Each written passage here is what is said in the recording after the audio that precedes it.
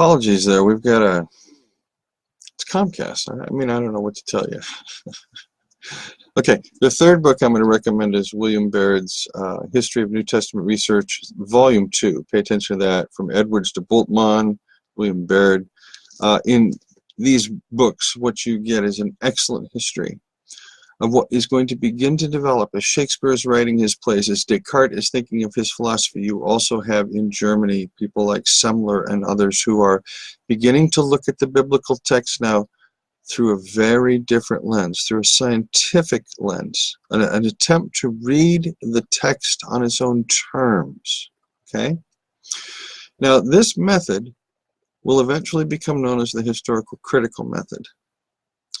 And a century later, it will call into questions, I mean, it already will begin to call into question in the 1600s, the late 1600s, but in the 1700s, it's going to produce a fair amount of critique of standard or traditional positions taken by the church. I'll give you one example. The authorship of the fourth gospel comes into question and plays a significant role. Or apostolic authorship of documents comes into question. Interpretation of text certainly comes into question. Reimarus will produce a rather radical revolutionary zealot Jesus already 300 years ago.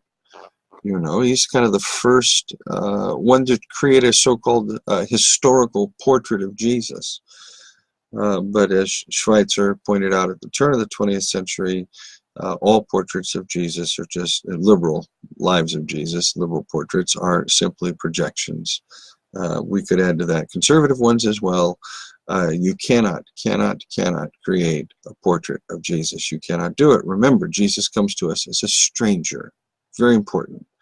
You have to keep that in mind when you do your Christology. Okay? Okay, so you've heard me talk about this, that in terms of the resurrection appearances and this and that and the other. And it informs our hermeneutic, it informs our approach here. But it didn't inform theirs, okay? And the historical critical method will go to some extraordinary lengths.